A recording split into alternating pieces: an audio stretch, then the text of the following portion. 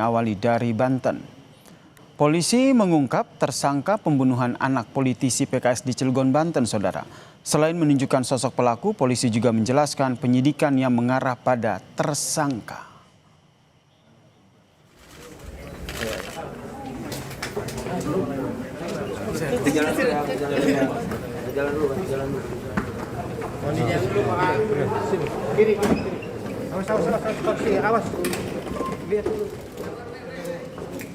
Kapolres Cilegon AKBP Martua Raja Taripar Laut Silitonga memastikan pelaku yang ditangkap merupakan pembunuh anak politisi PKS yang ditemukan tewas di rumahnya, saudara.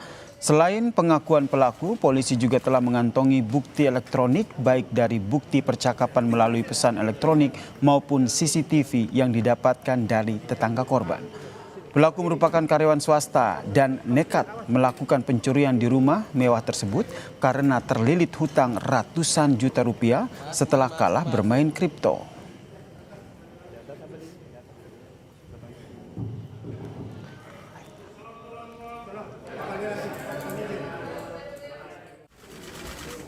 Dengan beberapa hal-hal yang ada di handphone pelaku maupun beberapa alat-alat lainnya yang berkaitan dengan waktu yang menunjukkan dari CCTV yang ada di rumah tetangga.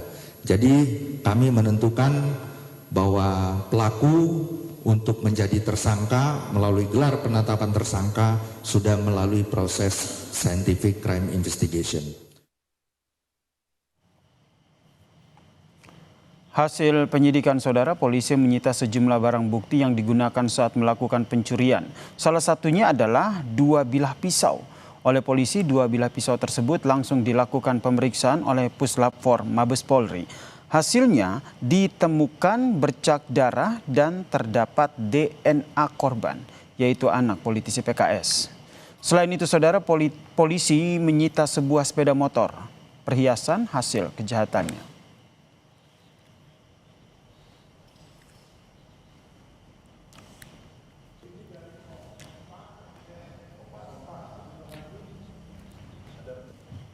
Direktorat Kriminal Umum Polda Banten menjelaskan selain karena motif ekonomi, pembunuhan anak politisi PKS di Cilegon merupakan pelaku tunggal. Pelaku yang berusia 31 tahun ditangkap saat sedang bersembunyi di bawah mobil saat hendak mencuri. Usai ditangkap, polisi menyita 2 bilah pisau dan ditemukan DNA korban. Pelaku mengaku nekat membunuh karena panik setelah aksinya terpegok dan korban melawan dengan menendang pelaku. Polisi juga membantah keraguan soal keterlibatan orang di lingkaran terdekat korban. Akibat perbuatannya, pelaku dijerat dengan pasal pembunuhan dan Undang-Undang Perlindungan Anak dengan ancaman maksimal penjara seumur hidup.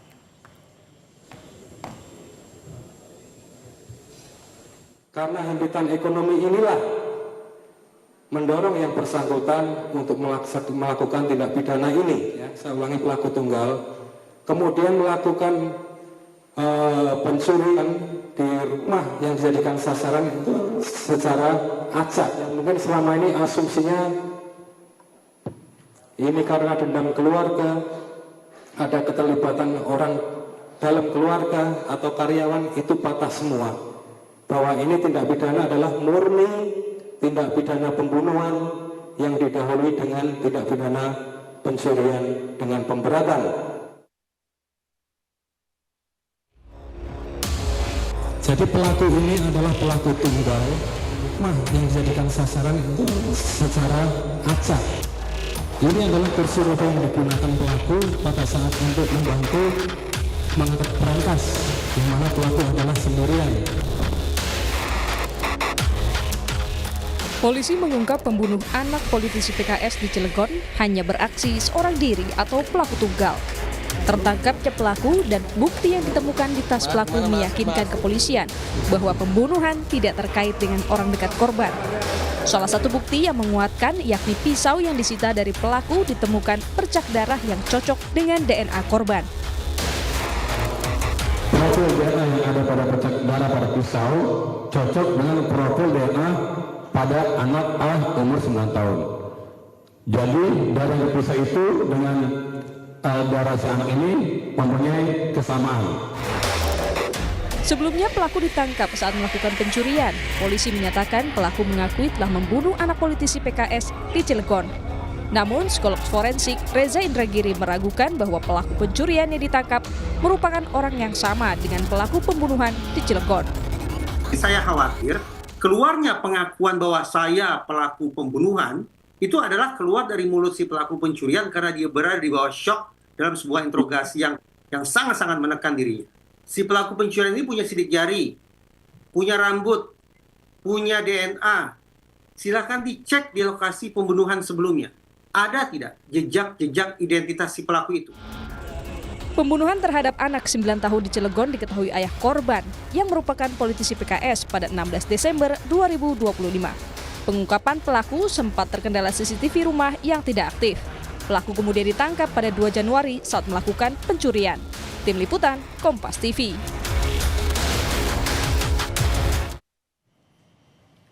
Kita bahas kasus pembunuhan anak politisi PKS bersama dengan kriminolog Universitas Budi Luhur, Luki Nurhadianto. Selamat petang Mas Luki dengan Maidop. Petang Mbak Maidol. Oke, Mas Luki, yang pertama polisi kan bilang hanya ada 1 tersangka dalam kasus pembunuhan anak politisi PKS. Analisis Anda bergaris lurus dengan fakta dan juga kejanggalan yang sempat muncul selama ini? Ya tentu kita patut mengapresiasi ya waktu 2 minggu ini kemudian bisa bisa menghasilkan gitu satu simpulan bahwa pembunuhan ini dilakukan oleh seorang yang tunggal. Tapi kemudian perlu juga digradasi atas dasar beberapa aspek terjadinya kejanggalan-kejanggalan yang notabene itu kemudian agak menimbulkan pertanyaan lebih lanjut. Yang pertama, apakah memang pelaku ini memiliki profiling pelaku kejahatan yang mengarah kepada terjadi pembunuhan. Jadi kalau kita tahu dengan tindakan yang dilakukan, terus kemudian resiko yang dia dapatkan, maka tentu apa yang dia lakukan dan kemudian berjeda kurang lebih 2 minggu dia sudah melakukan tindakan lagi. Ini ada sisi impulsivitas yang harus dikaji lebih lanjut. Apakah memang dia melakukan pembunuhan itu karena keterdesakan atau memang ini karena satu dorongan tertentu untuk dia dapat melakukan pembunuhan tersebut. Yang kedua kejanggalannya adalah dalam konteks ini barang-barang yang kemudian dia sasar gitu atau kemudian niatan dia untuk melakukan pencurian itu tidak kemudian menjadi nampak. Jika memang dia ingin melakukan suatu tindakan yang cukup keras gitu atau kemudian cukup berani, maka dia akan berupaya mencari sesuatu yang seharusnya bisa memberikan efek secara material kepada dirinya, dan instrumentasi terhadap aspek ini kemudian menjadi nihil saat kemudian dia didapati berada di rumah korban berikutnya gitu, tapi kemudian dia melakukan pengumpetan yang justru berada di ruang publik yang justru milik orang lain. Ini menandakan bahwa pelaku tidak memiliki kesiapan gitu secara mental ataupun secara psikologis agar dia tidak ketahuan dari pengejaran kepolisian. Yang ketiga adalah jika memang ada satu perlawanan, satu retensi dari korban, maka seharusnya bukti-buktinya akan lebih kuat lagi, tidak hanya kemudian dilekatkan kepada alat pembunuhan, dalam hal ini adalah pisau, tapi kemudian jejak yang memang mengarah kepada diri pelaku, apakah memang serpihan-serpihan kulit seperti itu, atau kemudian adanya perlawanan jika memang ada yang dilakukan oleh korban, dan itu mengindikasikan bahwa perlu dipertanyakan lebih lanjut apakah memang ini adalah pelakunya. Jika memang ini pelakunya, tentu profil terhadap dirinya itu perlu dalami secara lebih. Setelah penetapan tersangka kemudian juga pelaku ditangkap begitu ya, kita bisa bicara soal motif-motifnya kan akhirnya terungkap, motif ekonomi. Apakah motif ekonomi ini Anda nilai relevan dengan tindakan tersangka membunuh secara sadis atau sebaliknya? Ya, ini tadi saya sampaikan juga bahwa telah terjadi ketimpangan resiko seperti itu. Jadi saat kemudian dia seharusnya bisa mendapatkan sesuatu yang lebih besar, tapi kemudian dia mendapatkan resiko yang justru lebih besar, cenderung biasanya dalam konteks pelaku-pelaku yang terkategorisasi sebagai penjahat seperti ini, maka mereka akan menirkan peran-peran yang bersinggungan dengan pihak lain.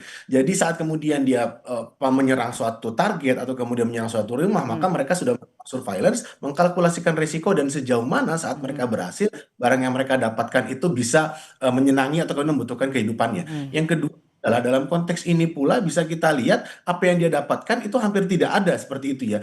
Bahkan kemudian rekam jejak profiling dirinya itu terindikasi dia adalah satu pekerja yang cukup baik gitu ya. Dan yang ketiga adalah perlu dideteksi lebih lanjut apakah memang permasalahan ekonomi yang kemudian bisa seharusnya ada aspek lain gitu yang dibentengi dalam ini adalah keluarga misalnya atau retensi dari pihak-pihak lain yang bisa mengurungkan niatnya dia untuk dapat melakukan tindakan lebih jauh sampai kemudian Oke. melakukan pembunuhan.